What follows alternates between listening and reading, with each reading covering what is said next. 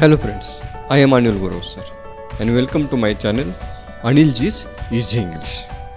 Friends, in this video we will see the chit-chat activity of the poem The World Is Mine in the 10th Standards English course book in unit number 4.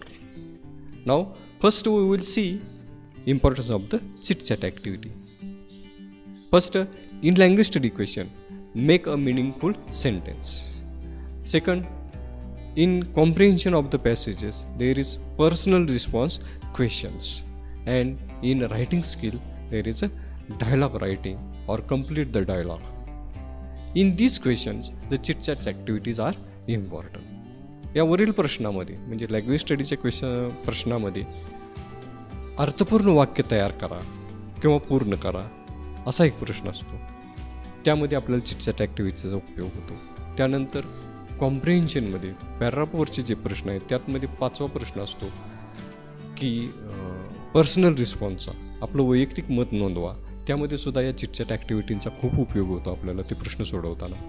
आणि त्यानंतर writing स्किलमध्ये complete the dialogue किंवा write the dialogue या प्रश्नामध्ये सुद्धा आपल्याला या chitchat ॲक्टिव्हिटींचा खूप उपयोग होतो.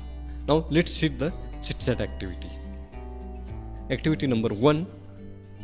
From groups and discuss the following turn by turn. First, what do you often complain to your parents, elders about? म्हणजे आपण आपल्या पालकांच्याकडे कोणती तक्रार करतो किंवा कोणती गोष्ट हवी आहे असं सांगतो किंवा आपल्याला काय पाहिजे ते सांगतो. तर जनरली आपण काय पाहिजे असतं आपल्याला. मी काही इमेजेस तुम्हाला दाखवतो.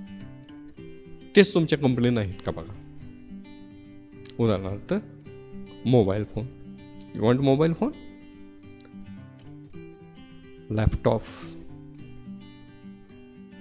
Fashionable dresses, sports shoes, cosmetics,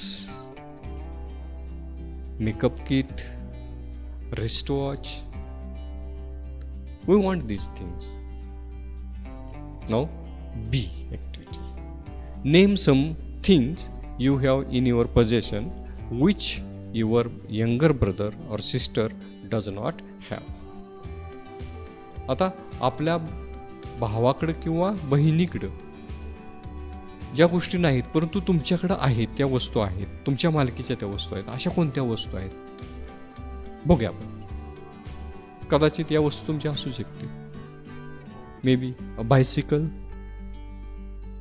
necklace, goggles, deodorant, jeans,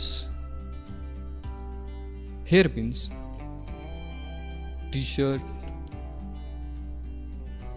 colour pens. C.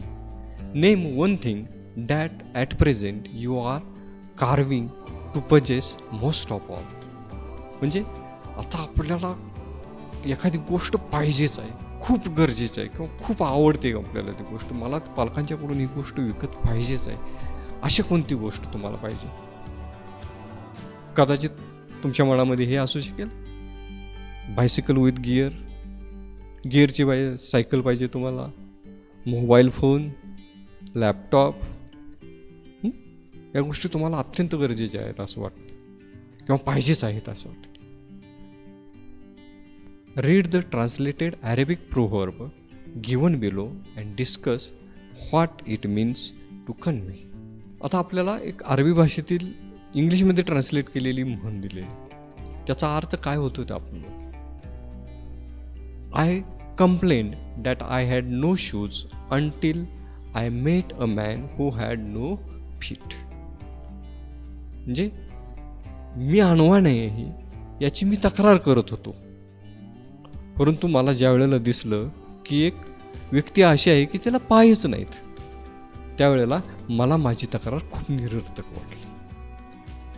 In simple English we will see generally people never satisfied with what they have at present. Our tendency is to complain what we don't have.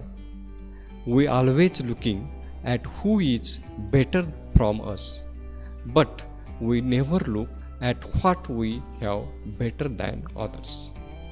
We feel satisfied if we look at the people who are not as lucky as we. म्हणजे सामान्यतः आपण आपल्याला जे काय आपल्याजवळ जे काय आहे त्यात समाधानी नसतोच. आपण आपल्यापेक्षा जास्त जो कोणाकडं आहे त्याच्याकडेच आपण बघत असतो आणि ते आपल्याला हवं असतं, त्याच्यासारखं आपल्याला हवं असतं.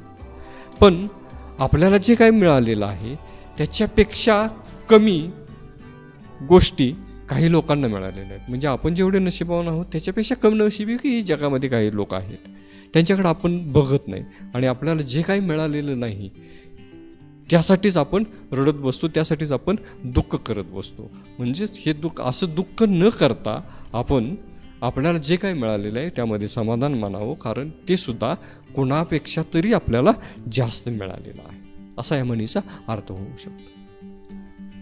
Now activity number 2, read the poem below and fill in the gaps choosing the appropriate words to make it meaningful.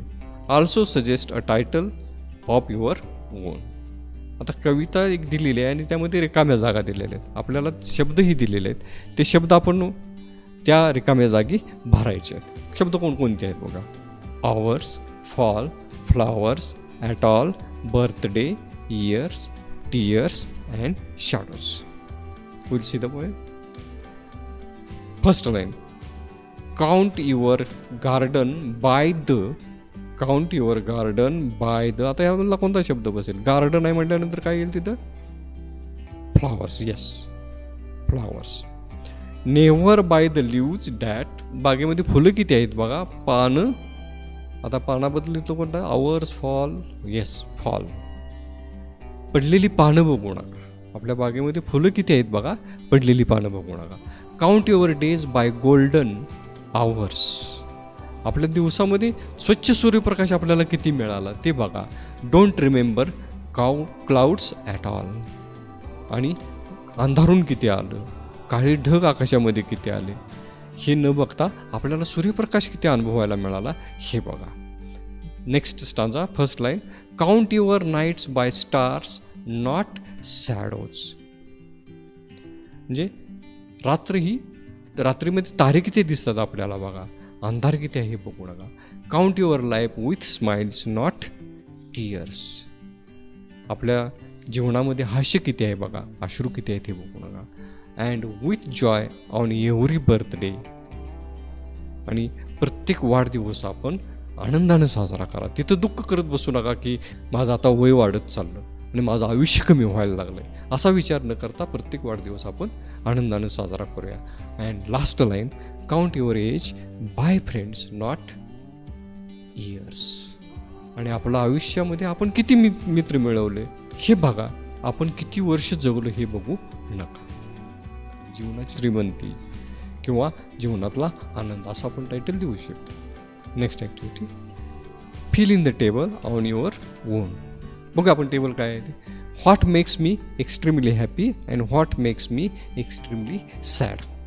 मला खूप आनंद केव्हा होतो आणि मला खूप दुःख केव्हा होतं. आता मी काही मुद्दे काढलेले बघा. Fix the goal and achieve. जे एखादं ध्येय आपण समोर ठेवायचं आणि ते मिळवायचं, ते प्राप्त करायचं. त्यानंतर पीपल प्रेज मी. लोक माझे कौतुक करतात तेव्हा. पीपल लाईक माय वर्क. लोकांना माझं काम आवडतं तेव्हा. आणि मला दुःख कधी जास्त होतं. उदाहरणार्थ, लॉस्ट द गेम. एखादा सामना हरल्यानंतर. समवन डिसलाईक मी. कोणीतरी म्हणलं मला तू खूप आवडत नाहीस त्यावेळेला. समवन इन्सल्ट मी. एखाद्यानं माझा अपमान केला तर मला जास्त दुःख होतं. तुम्ही सुद्धा तुमचे मुद्दे इथे लिहू शकता.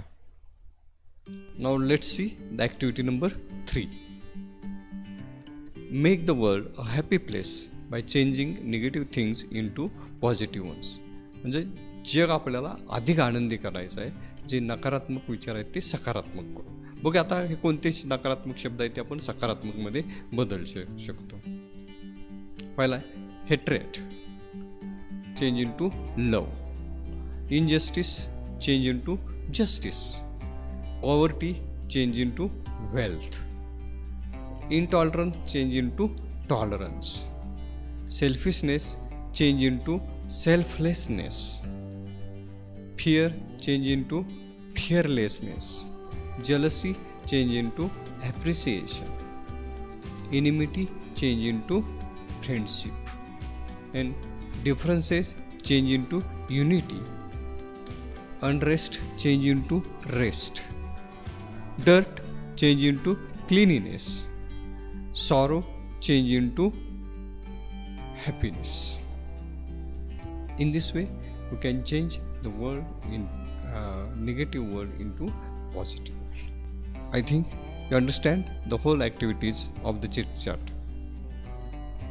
Thank you for the watching.